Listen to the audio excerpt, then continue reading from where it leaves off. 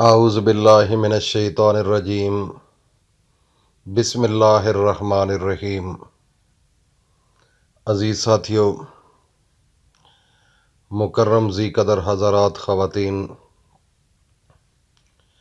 آج قرآن مجید کی ایک سورت اخلاص جس کو کہتے ہیں،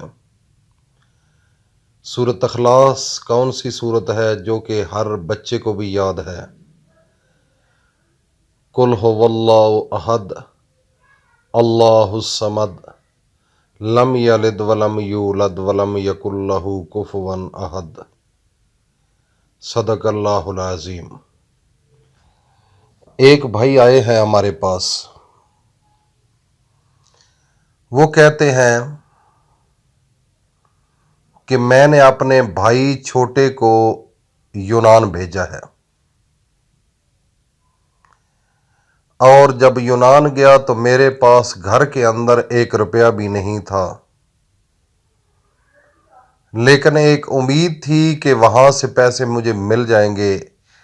ایک ایجنٹ کے ساتھ بات ہوئی تو اس نے میرے ساتھ ڈن پہ بات کی کہ اگر آپ کا بھائی یونان پہنچ جائے تو میں 7.5 لاکھ روپیہ لوں گا۔ تو میں نے کہا ٹھیک ہے، لیکن اس کے باوجود مجھے یہ خیال نہیں تھا کہ میرا بھائی پہنچ جائے گا۔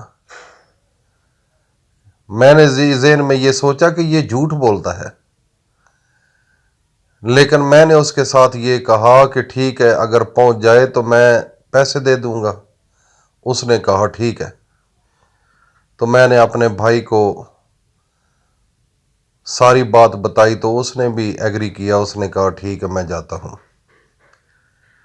لیکن ہمارے گھر پیسے نہیں تھے۔ ایک ہمارا دوست، اس کے پاس پیسے تھے، میں اس کے ٹرسٹ پر ان کے ساتھ بات کر دی۔ ڈن ہو گیا، بھائی تیار ہو گیا، وہ لے کر کسی بندے کے سپرد کیا کہ وہاں پہنچ جاؤ۔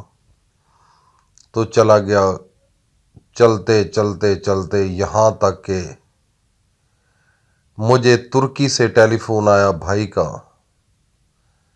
تو میں یقیناً تھوڑا سا اعتماد ہوتا گیا، یقین بجتا گیا اس آدمی کے ساتھ کہ واقعی کچھ حقیقت ہے۔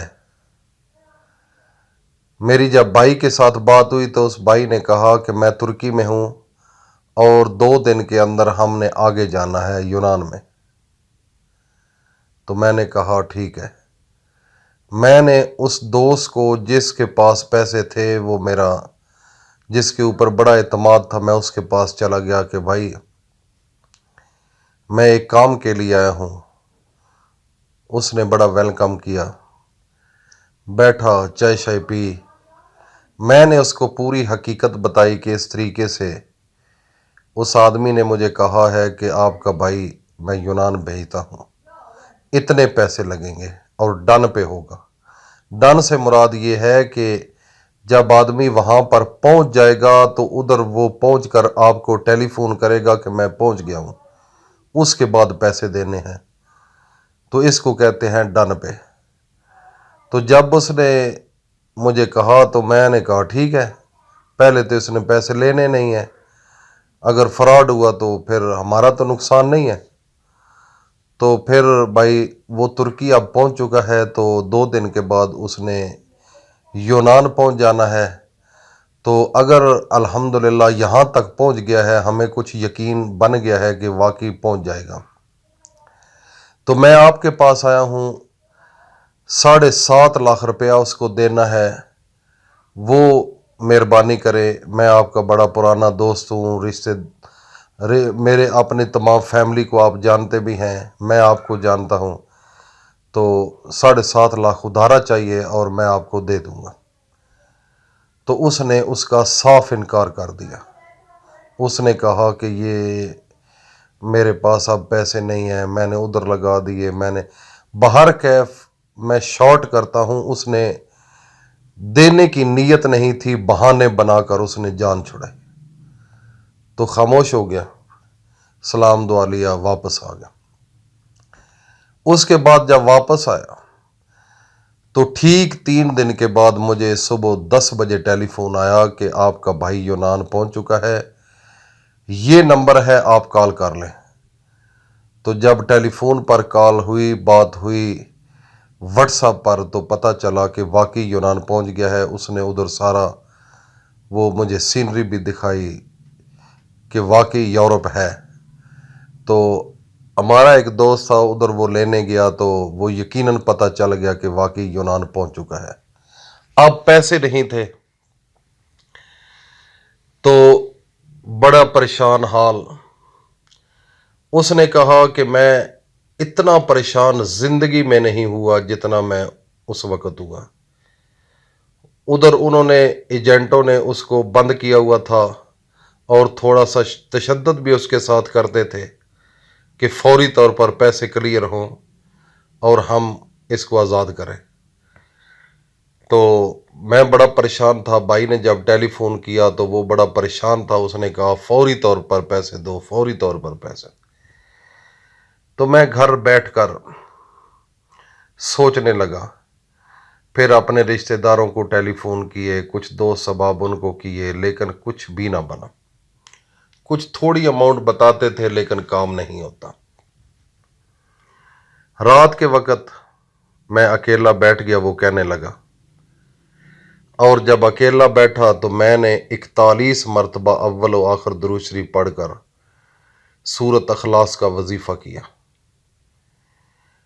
سورۃ اخلاص کا وظیفہ جب میں نے کیا تو آنکھوں سے آنسو بھی بہنے لگے، پریشان بھی تھا، لیکن اسی وقت تقریباً آدھا گھنٹہ گزرا ہوگا تو میں نے ایک اپنے رشتہ دار سے پوچھا تھا پیسوں کا، لیکن انہوں نے جواب دیا تھا۔ تو ادھر سے ٹیلی فون آ گیا کہ بھائی آپ کدھر ہیں؟ کہ میں نے کہا میں گھر ہوں۔ تو انہوں نے فور مجھے 7.5 لاکھ روپے کی بجائے 8 لاکھ روپیہ دے دیا۔ انہوں نے کہا کہ یہ لے لو، وہاں سے ہم نے لینے تھے، وہ ابھی ہم نے پتہ کیا ہے مل گیا، یہ لے لو۔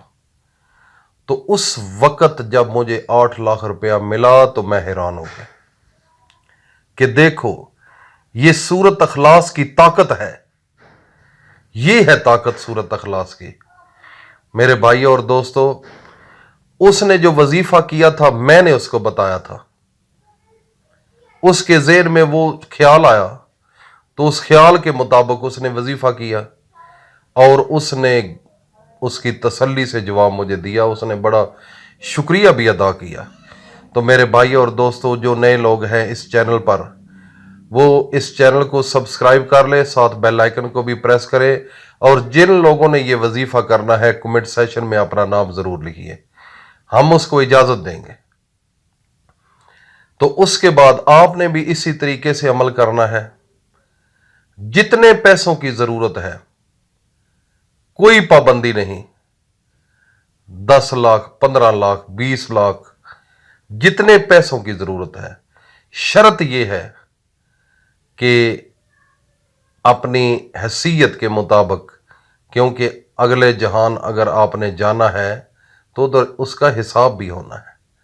جتنی ضرورت ہے اس دنیا میں رہنے کے لیے اتنے اللہ سے مانگو، اس طریقے سے، مرد ہو عورت ہو، اس کی کوئی پابندی نہیں، باوضو ہو کر، نماز سے فارغ ہو کر یہ آپ نے عمل کرنا ہے، اور اول و آخر 3 بار درود شریف پڑھنے کے بعد تو پھر اس کا کرشمہ دیکھنا سورۃ اخلاص کا۔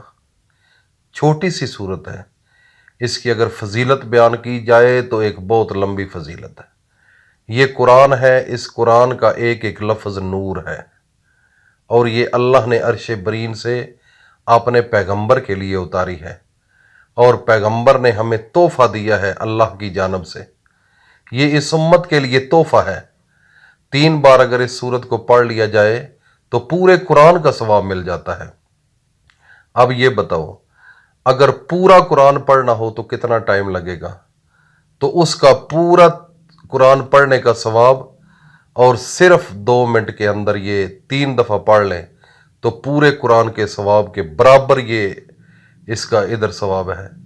اتنی عظیم یہ صورت ہے میرے بھائی اور دوستو، اس کو आगे अपने दोस्तों में, फैमिली में शेयर करो ताकि लोग इससे फ़ायदा उठाएं। और आप ये ना कहना कि सब्सक्राइब के लिए या कोई, अल्हम्दुलिल्लाह, अल्लाह का लाख लाख शुक्र है। सिर्फ हम इसलिए चेक करना चाहते हैं कि हमें पता चले कि कितने लोग हैं जो हमारे साथ ये वजीफ़ा कर रहे हैं, ताकि उन लोगों को कितना फ़ायदा हो रहा है। हमारा सिर्फ और सिर्फ मकसद ये है, अल्लाह की जानब उनको राग़िब करना और अल्लाह के कुरान की तरफ तवज्जो दिलाना और अल्लाह के सामने झुकना। इसके सामने झुको जो पूरी कायनात का खालिक और मालिक है। तो इसलिए मेरे भाइयों और दोस्तों, अभी आज के वजीफ़े का आपने, जुमेरात का दिन है, कल जुमा है, किसी वक्त भी, किसी टाइम भी, ये कोई पाबंदी नहीं है। अगर आपको ज़रूरत पड़ जाए दिन को तो दिन को भी कर सकते हैं। रात थोड़ा सा अच्छा है, एक तो बिल्कुल खामोशी होती है, मज़ा आएगा। अल्लाह पाक हम सब का हामी और नासर हो। अस्सलामु अलैकुम वरहमतुल्लाहि वबरकातुहू।